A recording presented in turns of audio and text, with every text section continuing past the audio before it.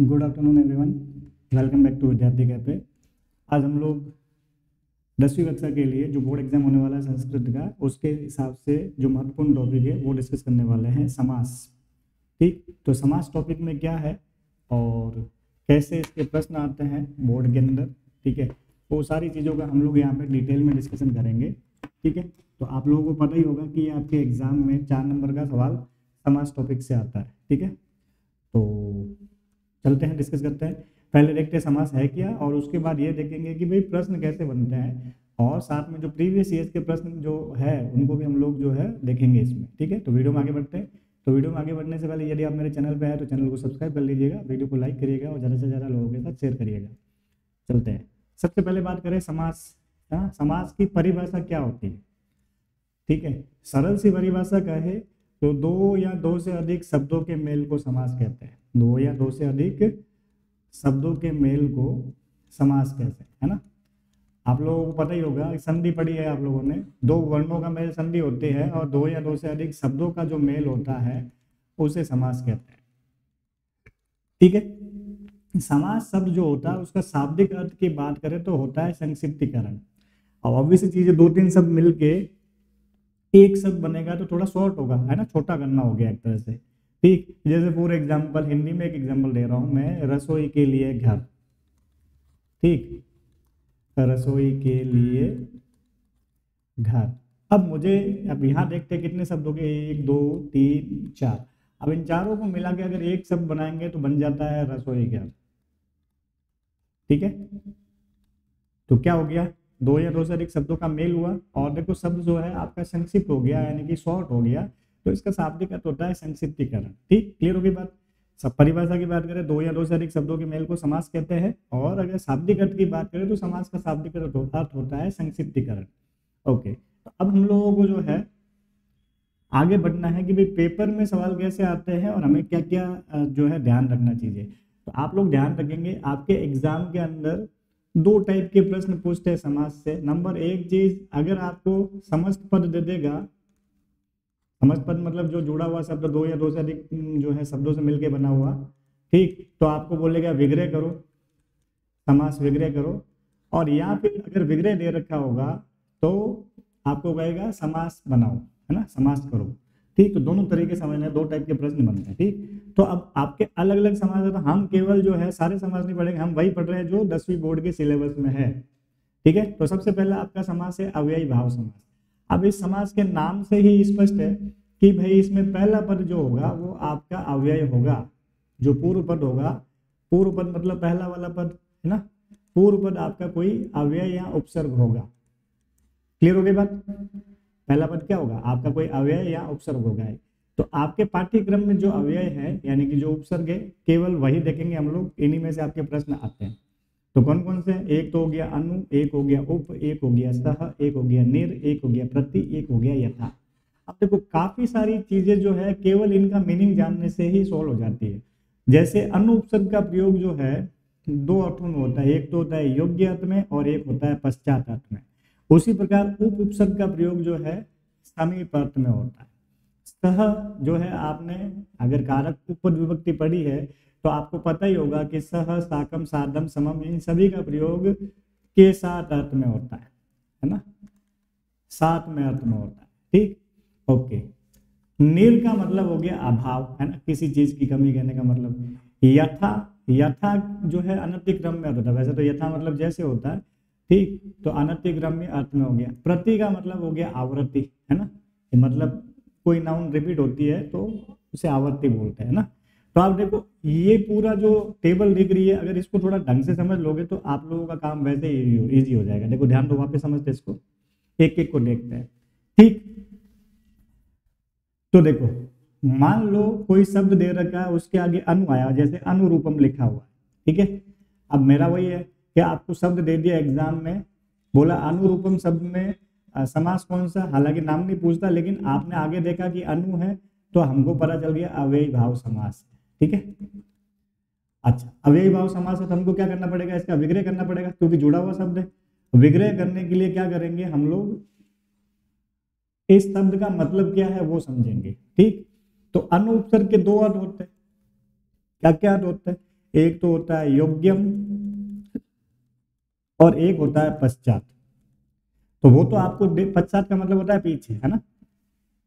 तो वो तो आपको देखते ही समझ में आ जाएगा कि भाई इसका जो अर्थ योग्य में है कि पश्चात। तो अनुरूपम, अब अनुरूपम का मतलब क्या हो गया, रूप के योग्य, है ना। तो भाई अनुरूपम का मतलब क्या हो गया, रूप के योग्य, है ना।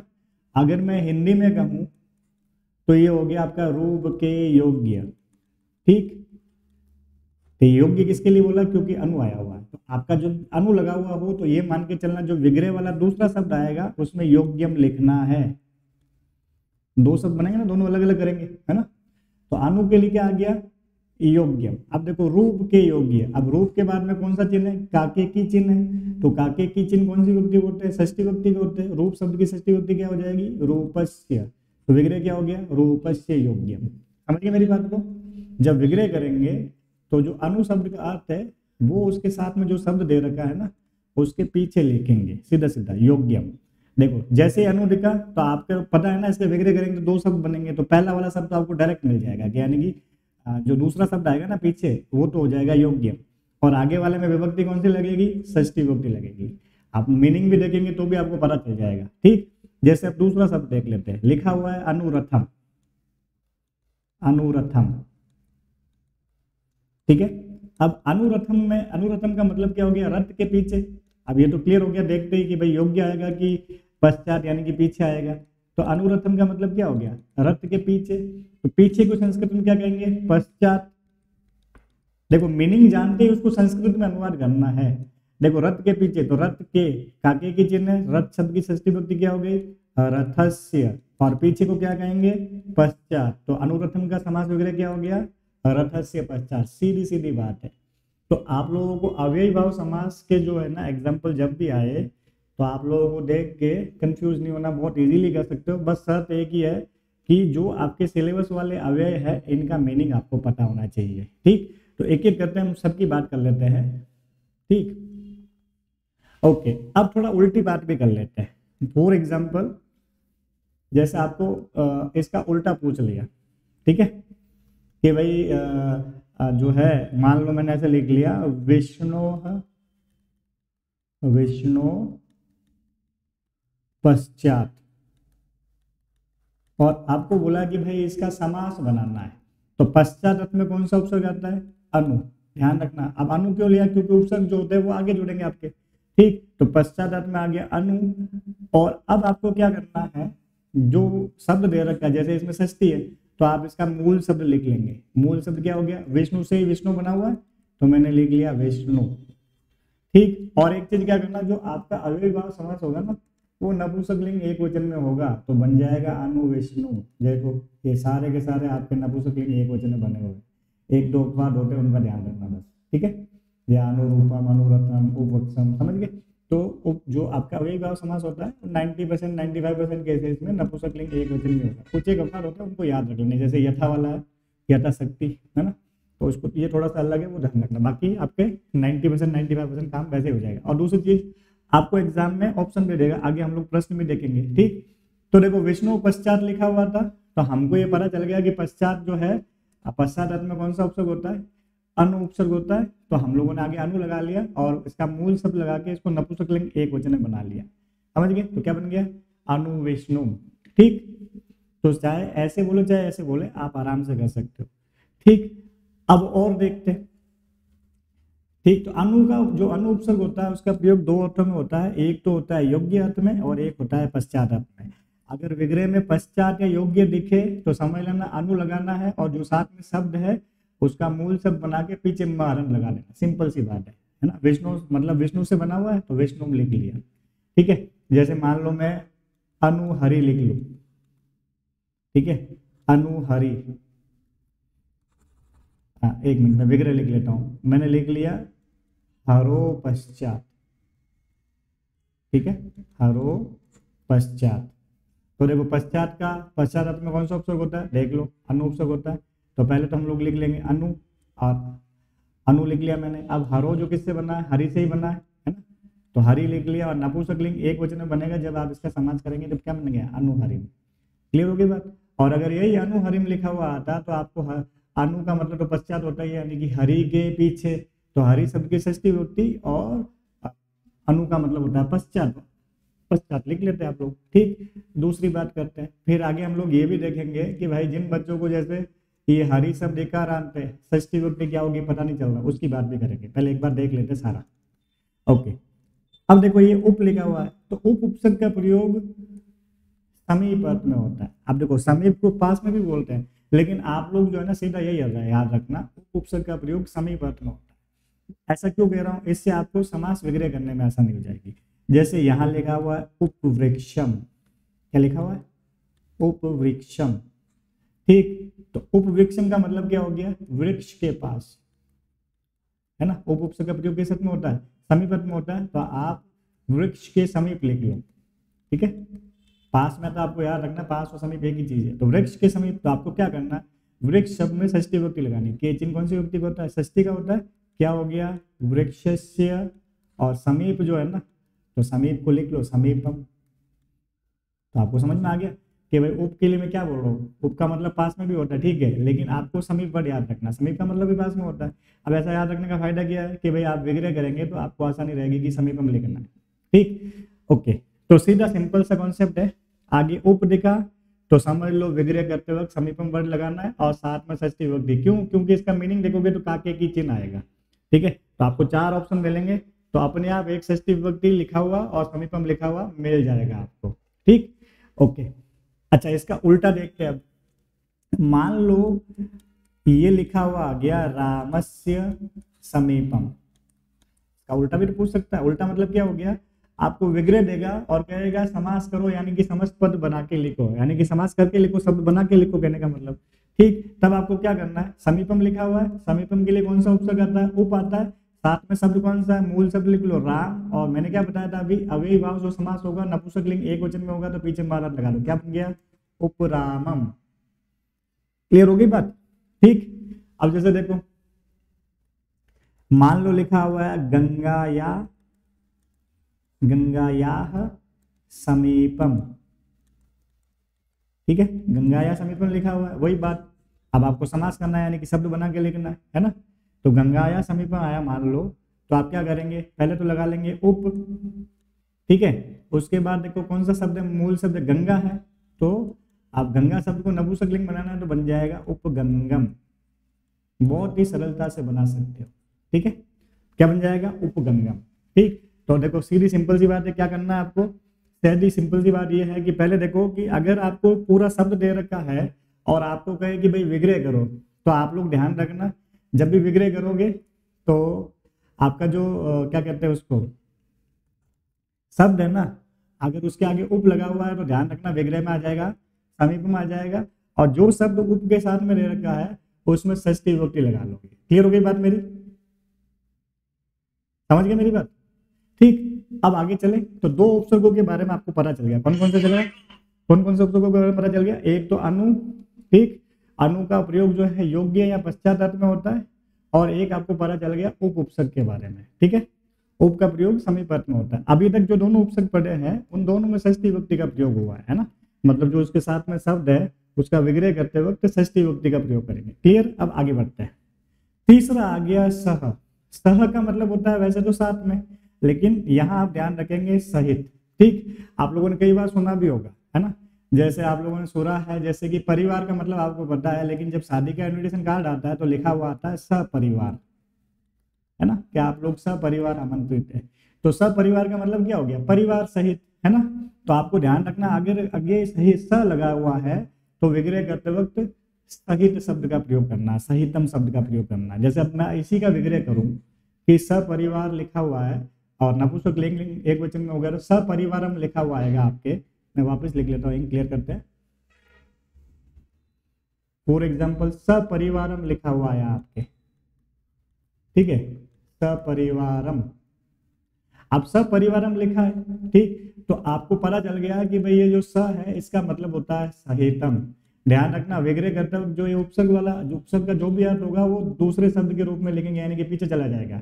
और इसके साथ जो शब्द आया हुआ है तो आपको पता है सह साकम सार्धम समम के योग में कौन सा विभक्ति आती है, तो तृतीय विभक्ति आती है। तो शब्द बन जाएगा परिवारेण सहितम। क्लियर होगी बात?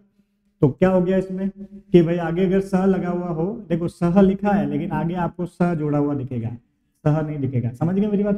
तो समझ लोगे आगे अगर स लगा हुआ है तो उसका विग्रह करते वक्त सहितम शब्द का प्रयोग करना है। ठीक है, और जो उसके साथ में शब्द होगा उसमें तृतीय विभक्ति लगानी है। आपको ये तो पता है ना, स सकम साधम समम के योग में विभक्ति कौन सी लगती है? षष्ठी विभक्ति। क्लियर? ओके, तो परिवारेण सहितम हो गया। ठीक, और अगर आपको ऐसे दिया हुआ होता परिवारेण सहितम विग्रह दिया हुआ होता तो समास बनाते हो क्या करते हैं कि भाई सहितम के लिए स लिख लेंगे और परिवारेण में से विभक्ति हटा दो तो सब बन गया परिवार। और क्योंकि अव्ययी भाव वाला नपुंसक लिंग एक वचन में बनेगा, है ना, नपुंसक लिंग का एक वचन बनेगा तो पीछे महारत लगा दो। कैसे? फलम फले फलानी तो परिवारम। समझ गए? ये ध्यान रखना आपको, बाकी चीजें क्लियर है, देखते ही पहचान भी लोगे। हालांकि आप लोगों के गलत होने की गुंजाइश कम है क्योंकि आप लोगों को एग्जाम में ऑप्शन देगा। ठीक, अब आगे चलते हैं। मान लो निरुपसर्ग वाला आ गया, जैसे निर्मक्षिकम। ठीक, और निरुपसर्ग का प्रयोग होता है अभाव अर्थ में। अब निर्मक्षिकम का अगर मतलब देखे तो इसका मतलब हो गया मक्खियों का अभाव, है ना, मक्षिकाओं का अभाव, है ना। अगर हिंदी में बात करूं मैं तो मक्षिकाओं का अभाव। अब मैं हिंदी में क्यों बोल रहा हूँ, इससे आपको इसके विग्रह करने का आइडिया मिल जाएगा। ठीक भाई, निर्मक्षिकम का मतलब क्या हो गया? मक्खियों का अभाव, तो अभाव को तो अभाव ही बोलेंगे, है ना। ओके, मक्खियों के लिए क्या हो जाएगा? काके की चिन्ह कौन सी विभक्ति का है? षष्ठी विभक्ति का है। ठीक, तो षष्ठी विभक्ति का चिन्ह है तो क्या हो जाएगा? मक्षी का नाम अभाव, है ना। क्या हो जाएगा? मक्षी का नाम, मक्षी का नाम अभाव। क्लियर होगी बात मेरी? ठीक, तो कहने का मतलब मेरा सीधा है कि आप लोग शब्दों को अच्छे से देखें तो इजीली बन जाएगा आप लोगों के लिए।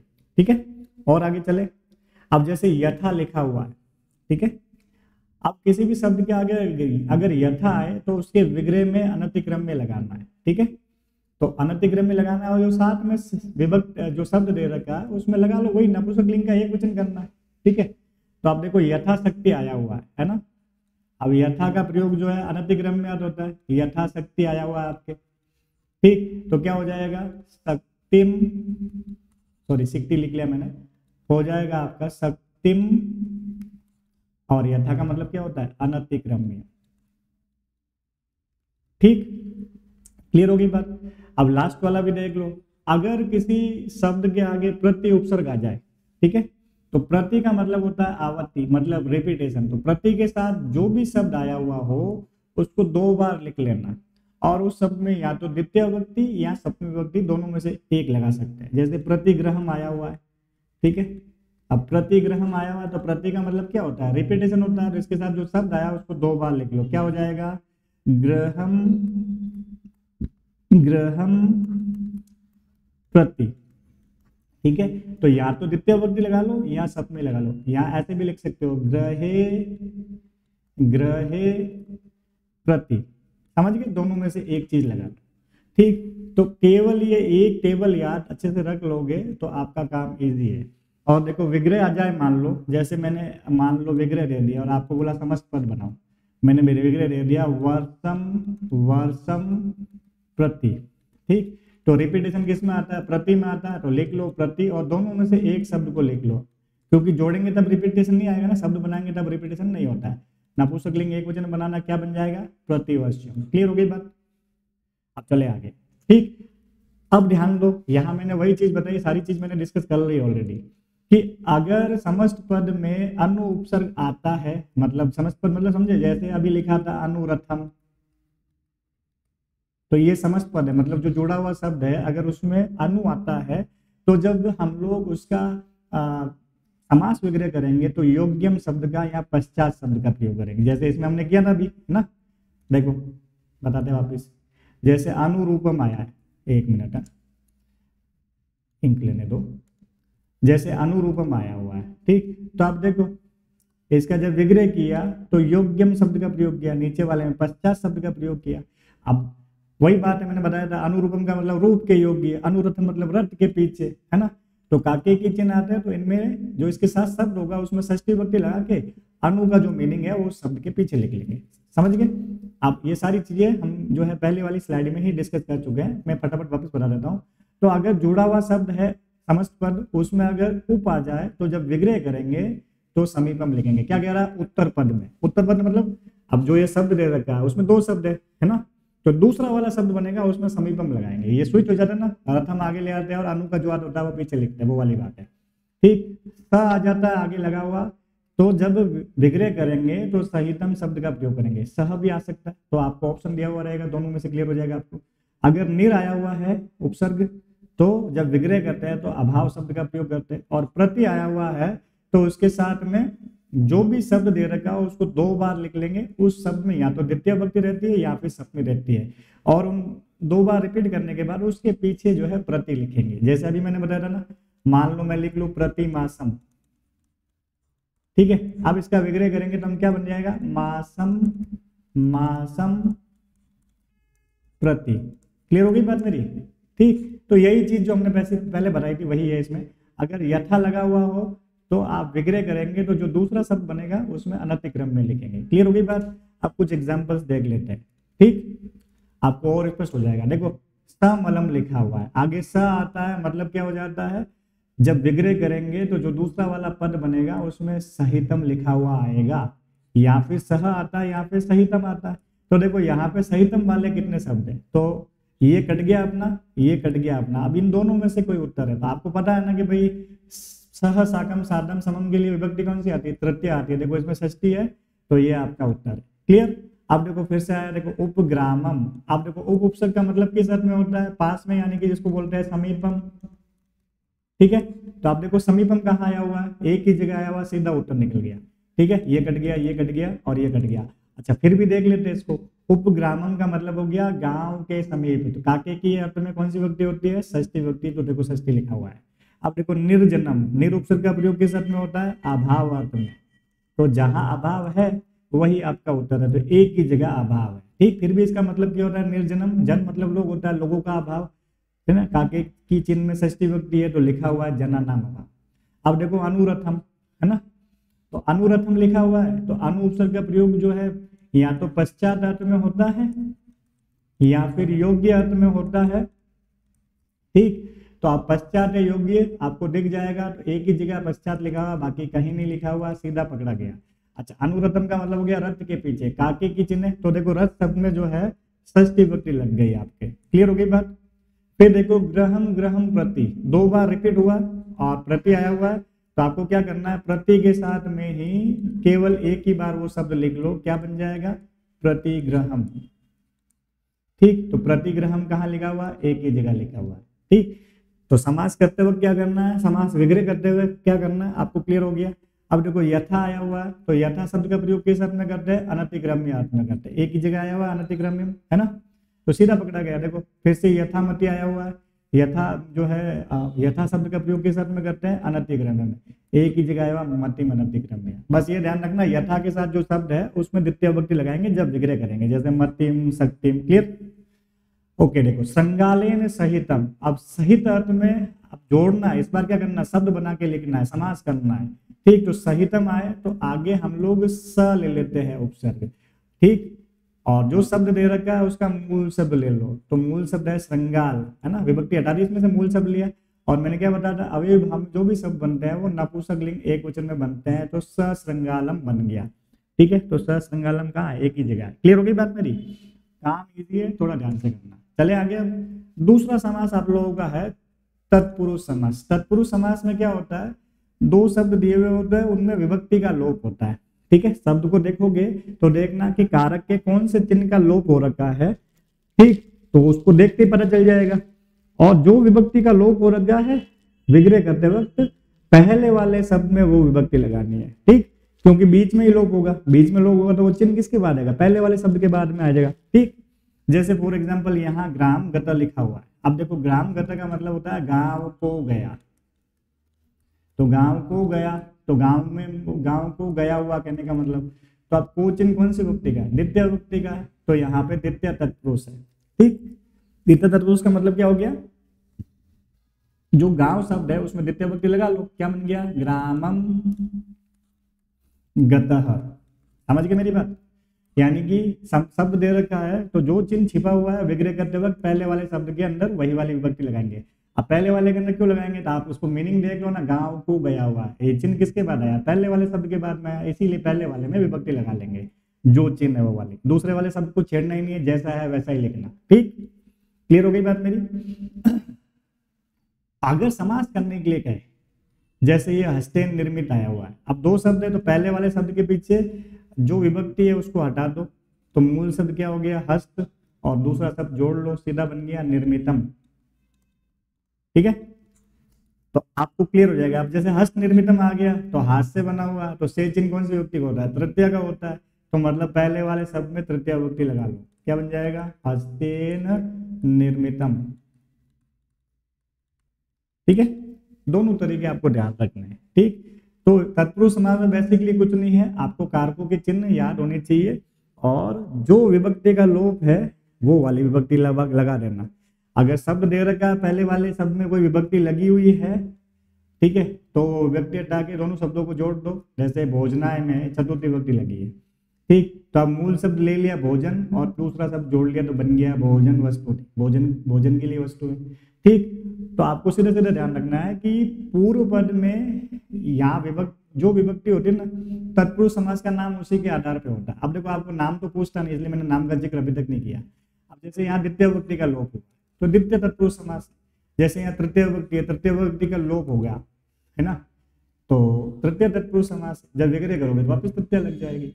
ठीक, लेकिन आपको नाम नहीं पूछता, लेकिन आप जानकारी के लगेंगे। जो विभक्ति का चिन्ह लोप हो रखा है वही विभक्ति वाला तत्पुरुष होता है। जैसे द्वितीय विभक्ति के चिन्ह का लोप हुआ तो द्वितीय तत्पुरुष समास, तृतीय का विभक्ति का चिन्ह लोप हुआ तो तृतीय तत्पुरुष समास। चले आगे। अब देखो, तत्पुरुष के लिए कुछ नियम है, ऐसे तो आपको पता चल जाएगा शब्द को देखने से, लेकिन ये फिक्स शब्द है जिनमें ये जो तत्पुरुष समास ही होता है। जैसे किसी शब्द में श्रित आया हुआ है, अतीत आया हुआ है, पतित आया हुआ है, गत आया है, आगत आया या फिर अपन आया है, तो समझ लेना वहां द्वितीय तत्पुरुष समास होगा। ठीक, कैसे? अब जैसे मान लो ये शब्द दिया, शब्द दे रखा, आपको बोला विग्रह करना है, तो श्रित आया हुआ है तो हमको समझ में आ गया कि ये द्वितीय तत्पुरुष वाला है। तो मतलब क्या हो गया? इस शब्द के साथ में, श्रित शब्द के साथ में जो शब्द है उसमें द्वितीय विभक्ति लगा लो। देखो, लिख लिया कृष्णम श्रितः, समझ गए? अब देखो लिखा हुआ है दुखम अतीतः, तो द्वितीय दे रखी विभक्ति, जब शब्द बनाएंगे तो विभक्ति हटा दो, दुखातीत बन गया है ना, म हट गया ना, मूल शब्द लिखा दुख और अ मिलके आ हो रखा है। कूप पतित, कूपम पतित है ना, तो अतीत पतित श्रीत गत ये आए तो समझ लेना वहां द्वितीय तत्पुरुष ही होगा। चले आगे। ओके, तो ये छोटे छोटे कुछ नियम है, उनको ध्यान रखना है, बाकी तो आपको शब्द को देखने से ही आ जाएगा। अगर कहीं पे भी शब्द में पूर्व सदस्य सम मिश्रित शब्द आ जाए तो वहां तृतीय तत्पुरुष समास होगा। तृतीय होगा तो क्या होगा? शब्द दे रखा है तो आपको जो साथ में, जैसे पूर्व आया हुआ है मास पूर्व, तो अब क्या है? विग्रह करते वक्त तो जो इसके साथ में शब्द है उसमें तृतीय विभक्ति लगानी। क्या हो गया? मासेन पूर्वः। ठीक, और तृतीय लगी हुई है और आपको विग्रह दे रखा है तो बस विभक्ति हटा के सदृश तो रखना ही है पीछे, समझ गए? तो ये आपको बहुत इजीली हो जाएगा। बस ये शब्दों को थोड़ा ध्यान रखना, एक दो बार रीड कर लेना, हो जाएगा आराम से। ठीक, ऐसे कैसे? अर्थ, हित, भूत, हित, बलि, सुख इत्यादि कहने का मतलब। ठीक, तो ये शब्द आए तो चतुर्थी विभक्ति। अब देखो, बलि आया हुआ है मतलब चतुर्थी तत्पुरुष समास, तो भूत शब्द में विभक्ति कौन सी लगेगी? चतुर्थी, भूताय बलि। ठीक, अब देखो ये लोकाय हित, चतुर्थी विभक्ति ऑलरेडी दे रखी है और हमको जब समस्त पद बनाना है तो विभक्ति हटा के दोनों शब्द को जोड़ देना, सिंपल। ठीक, ऐसे कैसे? पंचमी के ये नियम दे रखे कि मुक्त, पतित, भय, भीति, भी, ये शब्द आए तो पंचमी तत्पुरुष समास होता है। आपने कारक उपद विभक्ति में पढ़ा होगा, भी धातु जितनी भी होती है उन भी धातु के योग में पंचमी विभक्ति का प्रयोग होता है, तो यहाँ पे पंचमी तत्पुरुष है। क्लियर? जैसे भयात मुक्त, अब मुक्त शब्द है मतलब पंचमी तत्पुरुष है, तो जब जोड़ेंगे तो पंचमी विभक्ति हटा दो और ये दूसरा शब्द जोड़ लो तो भय मुक्त हो गया। अब वृक्ष पतित है तो पति शब्द देखते पता चल गया कि ये पंचमी जो है तत्पुरुष समास है। ठीक है, तो साथ में जो शब्द है उसमें पंचमी विभक्ति लगा के लिख लो। और दूसरी चीज और देखो, मान लो आप भूल जाओगे भाई विभक्ति कौन सी है, मुझे कैसे पता चलेगा? लगाना है तो वृक्ष पतित का मतलब होता है वृक्ष से गिरा, तो वृक्ष से गिरा मतलब अलग हुआ तो वृक्षात पतितः, तो ऐसे भी पकड़ सकते हो। पंचमी विभक्ति है ना, वृक्ष से गिरा, तो से चिन्ह पंचमी विभक्ति में आ गया आपका, अलग होना अर्थ में कहने का मतलब, तो क्या हो गया? वृक्षात पतितः। दोनों तरीके से कर सकते हो। ठीक, और षष्ठी तत्पुरुष का जो शब्द दे रखा है उनके बीच में काके की चिन्ह का लोप हो रखा है, और षष्ठी तत्पुरुष समास। देखो जीवन रक्षा लिखा हुआ है, तो जीवन रक्षा का मीनिंग क्या होता है? जीवन की रक्षा। जीवन रक्षा का मीनिंग क्या होगा? जीवन की रक्षा। तो जीवन शब्द में कौन सी विभक्ति लगानी है? काके की चिन्ह षष्ठी विभक्ति का होता है, तो हो जाएगा जीवनस्य रक्षा। समझ गए? और अगर जीवनस्य रक्षा लिखा हुआ होता तो भाई पहले वाले शब्द में से विभक्ति का लोप कर दो, सीधी सिंपल सी चीज है। ठीक है, तो आप लोगों को छोटे छोटे ये नियम एक आधा रीड करना है। ऐसे कैसे? देखो सप्तमी तत्पुरुष है तो ये कुशल, निपुण, प्रवीण, ये जितने भी है शब्द, ऐसे शब्दों के योग में सप्तमी तत्पुरुष समास होता है।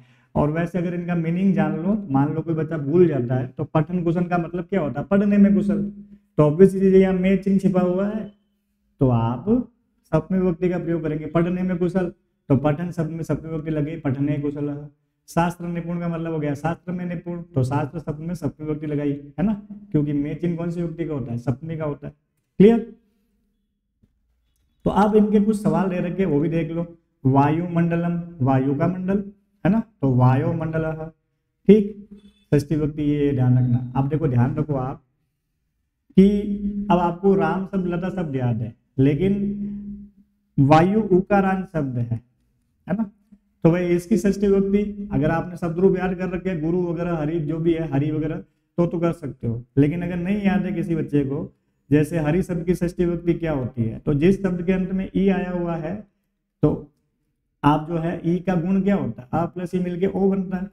तो आप ओ की मात्रा के पीछे विसर्ग लगा हुआ हो तो समझ लेना वहां पंचमी या षष्ठी होगा। तो हरि शब्द की षष्ठी विभक्ति क्या हो जाएगी? हरो। ठीक है, ये ध्यान रखना। अब गुरु है तो ऊ का गुण क्या होता है? आ प्लस ऊ मिलके क्या बनता है? ओ बनता है ना। गुरु में ऊ है तो भाई इसका हो जाएगा गुरु। सॉरी, हरि वाला वापस देख लो। हरि में ई है ना, तो ई का बनता है गुण ए बनता है। आ प्लस ई मतलब ये होता है ना, तो हरे, ए के पीछे विसर्ग होगा। ठीक है, ये ध्यान रखना। ऊ है तो ओ के पीछे। ठीक, तो थोड़ा याद रख लो। देखो वायु में ओ की मात्रा है तो षष्ठी विभक्ति वाला हो गया। ठीक, महानगर मध्य। अब देखो इस शब्द का मतलब क्या हो गया? महानगरों के मध्य। के मतलब कौन सी विभक्ति का? षष्ठी विभक्ति का चिन्ह है, तो षष्ठी विभक्ति कहाँ आई हुई है? ठीक है, और पहले वाले शब्द में ही षष्ठी विभक्ति लगाएंगे, है ना, बाकी वाला तो एज इट इज लिखा हुआ है। ठीक, तो क्या हो गया? महानगराणाम मध्य। समझ गए मेरी बात? जन ग्रसनम, जनों का ग्रसन, लोगों का ग्रसन कहने का मतलब। ठीक, वाष्पयान माला, तो वाष्पयान की माला, तो काके की कौन सी विभक्ति का? षष्ठी विभक्ति का। अब याना नाम पंक्ति षष्ठी विभक्ति है, तो अब षष्ठी विभक्ति याद जो है यहाँ दे रखी है उसको हटा दो, तो क्या बन जाएगा? यान पंक्ति। समझ गए? मूल शब्द लिखना, मूल शब्द ध्यान था। ठीक, जब शब्द बनाते हैं तो विभक्ति हटा दो और दोनों शब्दों को जोड़ लो, और जब विग्रह करना होता है तो बीच में जो चिन्ह लगा हुआ है, जो चिन्ह छिपा हुआ है, उस चिन्ह वाली विभक्ति लगा के लिख लो। ठीक, कुत्सित वस्तु मिश्रितम, यानी कि कुत्सित वस्तुओं से मिश्रित, है ना, तो कुत्सित वस्तुओं का मिश्रण, है ना, कागे की आगे आपका। ठीक, धरातलम, धरती का तल, है ना, तो धराया तलम। ठीक है, ग्रामांते, गांव के अंत में, ग्रामांत यानी कि गांव के अंत में, तो ग्रामस्य अंते। देखो गांव के चिन्ह षष्ठी विभक्ति का षष्ठी आई हुई है, तो आराम से कर सकते हैं इसको भी। ठीक, अब द्वंद्व समास की बात कर लेते हैं फटाफट। द्वंद्व समास में क्या होता है? ये दो पद हो सकते हैं और दो से अधिक भी हो सकते हैं, और सारे पद प्रधान पद होते हैं, यानी कि नाउन होंगे, और उसमें जो प्रथमा विभक्ति का प्रयोग होगा। ठीक, अब प्रथमा विभक्ति का प्रयोग क्या करेंगे? अगर दो शब्द है तो द्विवचन लगाएंगे प्रथमा विभक्ति का, और दो से अधिक है यानी कि 3, 4 कुछ भी हो तो बहुवचन लगाएंगे। अब एक चीज और आती है कि भाई पुल्लिंग शब्द आया तो ठीक है, स्त्रीलिंग शब्द आया तो भी ठीक है, प्रथमा का द्विवचन और बहुवचन लगा सकते हैं। लेकिन मिक्स आया तो क्या करेंगे? तो मिक्स आएंगे तो जो लास्ट में शब्द है उसके लिंग के अनुसार विभक्ति लगानी है। जैसे मान लो मैंने लिख लिया सीताराम, जैसे हाँ ध्यान दो, जैसे मान लो लिखा हुआ है सीता च रामः च। अब दो शब्द है तो मतलब हो गया है कि दोनों को जोड़ना है और द्विवचन लगाना है, तो पहले दोनों को जोड़ लो। क्या हो गया? सीता राम। अब देखो दो है तो द्विवचन लगाना है। अब द्विवचन कौन सा लगाएंगे? पुल्लिंग वाला कि स्त्रीलिंग वाला? सीता स्त्रीलिंग है, राम पुल्लिंग है ना, तो लास्ट में जो शब्द है उसके अनुसार लगाओ। राम पुल्लिंग शब्द है तो द्विवचन पुल्लिंग की तरह, तो सीता रामौ, समझ गए। तो जितने शब्द दो है तो द्विवचन, दो से अधिक है तो बहुवचन। और विभक्ति प्रथमा का प्रयोग करेंगे, लेकिन डिसाइड कैसे करेंगे कि पुल्लिंग वाली प्रथमा लगानी है कि स्त्रीलिंग वाली, जो लास्ट में शब्द है उसके अनुसार। अच्छा, जब शब्द दे रखे हो जुड़े हुए तो आपको प्रत्येक शब्द को अलग करना है और उसमें प्रथमा का एक वचन लगाना है और प्रत्येक शब्द के बाद च लगाना है। तो विग्रह क्या हो गया, सीता च रामः च, क्या हो गया, सीता च रामः च। क्लियर होगी बात मेरी। अब देख लेते हैं इसमें क्या लिखा हुआ है। देखो फिर इसमें बताया हुआ है विग्रह वाक्य सर्वाणि पदानि च इति अव्ययन घटितानि भवन्ति। तो च लगाना है, कहने का मतलब प्रत्येकम पदस्य पश्चात च इति लेखनीयम। क्लियर। जैसे रामः च कृष्णः च, तो विग्रह में प्रत्येक के बाद च लिखेंगे। भीमः च कृष्णः च अर्जुनः च। अब मैं अगर कहूं कि रामः च कृष्ण च का समास करो तो दोनों को लिख लो एक साथ और दूसरे वाले शब्द में वचन लगा दो प्रथमा विभक्ति का। तो कितने शब्द, एक और दो, तो कृष्ण में प्रथमा विभक्ति का द्विवचन लग जाएंगे। क्या बन गया, राम कृष्ण। ठीक। जब समस्त पद बनाएंगे तो बीच में से च हटा देंगे, लेकिन जब विग्रह करेंगे तो प्रत्येक शब्द में प्रथमा का एक वचन लगाते हुए प्रत्येक शब्द के बाद च लिखना है। ठीक। जैसे रामः च कृष्णः च, अब विग्रह है ना, अलग अलग किया हुआ है तो प्रत्येक के बाद में च, लेकिन जैसे ही जोड़ेंगे यानी कि शब्द बनाएंगे समास करेंगे तो दोनों को एक साथ लिख लो राम कृष्ण, और जो पीछे शब्द है उसमें प्रथमा का द्विवचन लगा दो राम कृष्ण। देखो भीमः च कृष्णः च अर्जुन च, तो भीम कृष्ण, अब यहाँ दीर्घ संधि करके कृष्ण अर्जुना, है ना। और अर्जुन क्यों किया, क्योंकि बहुवचन है, तीन लोग है, रामः रामो रामा, तो लास्ट में अर्जुन शब्द क्या, प्रथमा का बहुवचन अर्जुना। ठीक है। माता च पिता च, तो बन गया माता पितरो। पितरो में क्यों लिखा, क्योंकि दो लोग है, द्विवचन बन गया। तो सिंपल सी बात है, इसमें दोनों तीनों पद जो होते हैं वो प्रधान होते हैं। जब विग्रह करेंगे तो प्रत्येक शब्द में प्रथमा विभक्ति लगा के प्रत्येक शब्द के बाद च लगाएंगे, और जब समास करेंगे यानी कि शब्द को जोड़ के लिखेंगे, समस्त पद एक शब्द बना के लिखेंगे, तो आपको सभी शब्दों को सीधा सीधा लिखना है और जोड़ना है। लास्ट वाले शब्द के बाद में प्रथमा विभक्ति का या तो द्विवचन है, अगर दो शब्द है तो प्रथमा का द्विवचन लगेगा जैसे रामकृष्णों में लगा हुआ है, और अगर दो से अधिक है तो फिर बहुवचन लगाना जैसे इसमें लगा हुआ है। क्लियर। अच्छा, विभक्ति प्रथमा लगानी है, लेकिन अगर लास्ट वाला शब्द पुल्लिंग है तो पुल्लिंग के अनुसार लगाना उसका द्विवचन या बहुवचन, और लास्ट वाला शब्द स्त्रीलिंग है तो स्त्रीलिंग के अनुसार लगाना उसका द्विवचन या बहुवचन। चले आगे। अब देखो इसको देख लेते हैं थोड़े एग्जाम्पल। लिखा हुआ है लता तरु गुलमा, है ना। तो आप देखो बहुवचन है ना, तो देखो च वाला प्रत्येक शब्द के बाद च वाला एग्जाम्पल एक ही दे रखा, तो वैसे ही सारे कट गए, हमने कोई दिमाग भी नहीं लगाया, लेकिन फिर भी देख लेते हैं। लता च, तरु का बहुवचन हो गया ना, प्रथमा का बहुवचन, सारे बहुवचन जो है एक तरह से क्या कहते हैं उसको, समूह वाला बहुत हो रहा है ना, तो तरवः च गुल्माः च। ठीक। अब देखो व्याघ्रः च श्रृंगालः च। अब आपको क्या बोला कि दोनों को समास करके लिखना है, यहाँ अलग अलग दे रखे हैं तो मतलब क्या हो गया, समास करना है। या तो आपको समास करने के लिए बोलेगा या समास विग्रह के लिए, तो ये अलग अलग है, मतलब इनको एक पद बना के लिखना है। तो क्या करेंगे, इनके पीछे से च तो हट जाएगा, पहला काम तो ये हो गया, और दोनों शब्द की विभक्ति हटा दो। तो पहला हो गया व्याघ्र और दूसरा क्या हो गया श्रृंगाल। अब दो शब्द है तो प्रथमा का द्विवचन श्रृंगाल के अंदर द्विवचन लग जाएगा, तो व्याघ्र श्रृंगालो कहाँ पे आया हुआ, ग में आया हुआ। क्लियर होगी बात। अब देखो आया तो यहाँ पे भी था, है ना, लेकिन हमको कौन सा चाहिए, प्रथमा विभक्ति का द्विवचन, क्योंकि दो लोग थे। ठीक है। आगे चले, देखो लिखा हुआ है लव कुशौ, तो आप विग्रह करना है तो क्या बन जाएगा, लवः च कुशः च। अलग अलग लिखेंगे तो प्रथमा का एक वचन बना के आराम से लिख सकते। ये तो पता चला दो लोगों के नाम है। ठीक। अच्छा, कभी कभी क्या होता है, आपको कंफ्यूज करने के लिए ऐसे भी दे सकता है, मान लो ऐसे दे दे कुशः च लवः च, तो कुछ लोग ये भी करके आ जाएंगे, लेकिन ध्यान रखना जिस सीक्वेंस में नाम है विग्रह करते वक्त भी उसी सीक्वेंस में रहेंगे। उत्तर क्या हो गया, ये वाला। ठीक। आप देखो फिर से देखो, यहाँ लिखा हुआ 1 2 3, है ना, तीन लोगों के बाद चर्चा लगा हुआ, द्वंद्व समासी है, तो हमको करना क्या, पहले तीनों को जोड़ लो, लव कुश और राम है। अब राम में विभक्ति कौन सी लगाएंगे, प्रथमा का बहुवचन, तो रामः रामो रामा, तो लव कुश रामः कहाँ लिखा हुआ, ये वाला। ठीक है। अब देखो यहाँ पे भी दिया हुआ है लेकिन च दिया हुआ है, तो आपको ध्यान रखना जब समस्त पद बनाएंगे तो च हट जाएगा। ठीक है। अब देखो यहाँ च दिया हुआ कंफ्यूज करने के लिए, बहुवचन तो दे दिया है लेकिन आपको पता है ना जब समस्त पद बनाएंगे तो च हट जाता है। ठीक, तो आपका उत्तर क्या हो गया, ग हो गया। अब देखो राम विदूषक मतलब 2 लोग हैं। ठीक, तो प्रथमा का एक एक वचन कर लो, राम च, दूसरा कौन है, विदूषक, तो विदूषक च, तो राम विदूषक हो गया। अब कहाँ है राम च विदूषक च, ये रहा।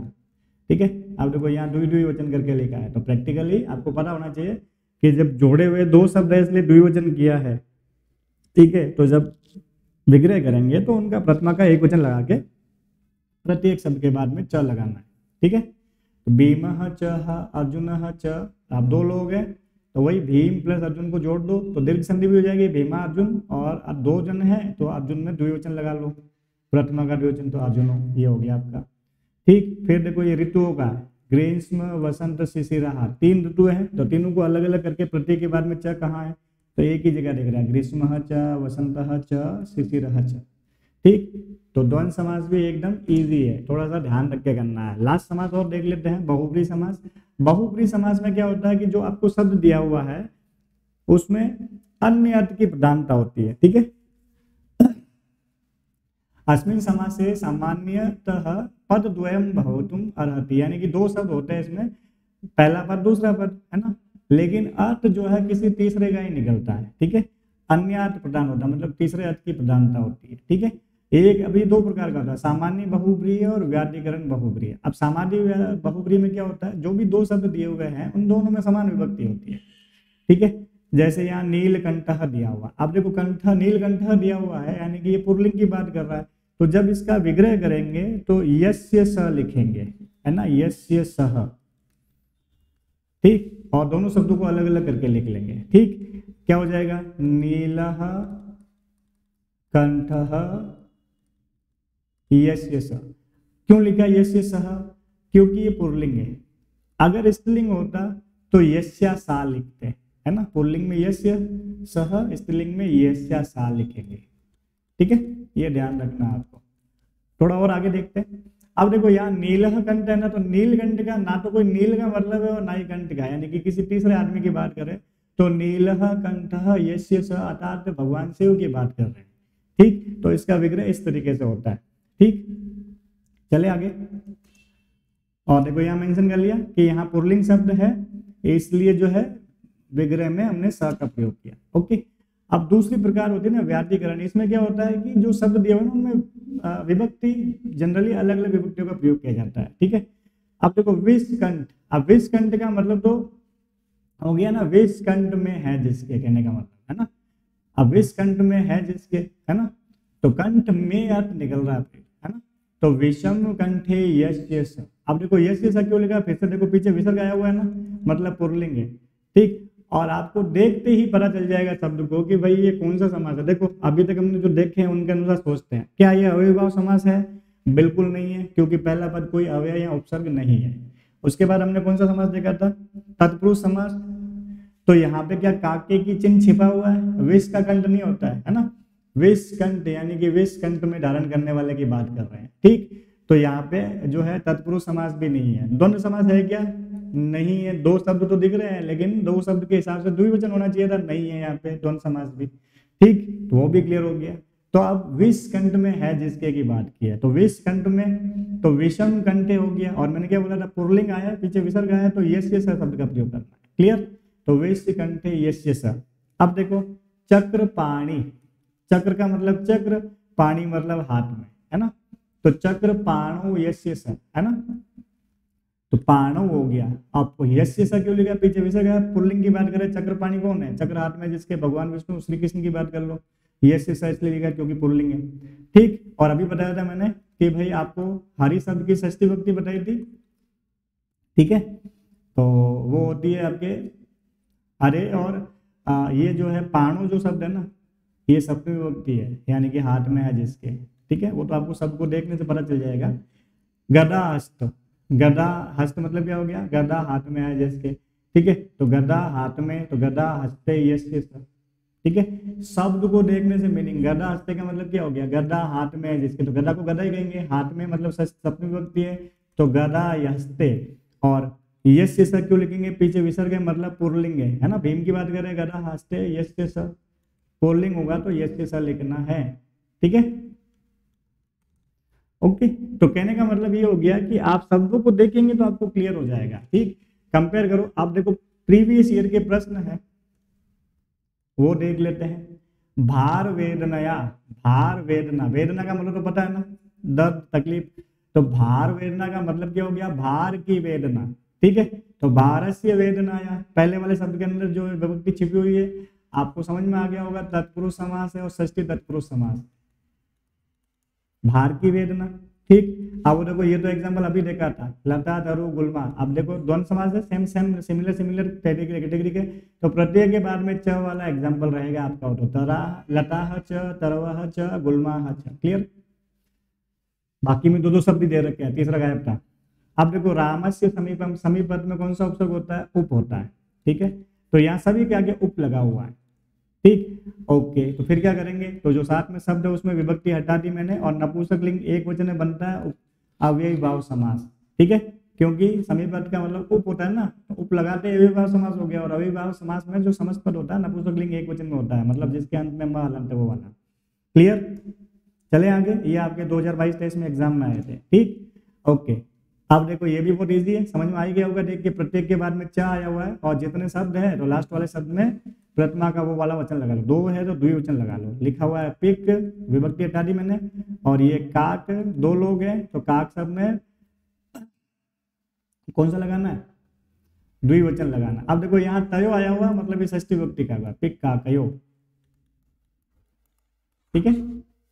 और एक ही जगह यहाँ दो जो है द्विवचन वाला रूप लगा हुआ है, ये भी तो द्विवचन में होता है, ठीक है, सप्तमी के षष्ठी सप्तमी के द्विवचन में, ठीक है।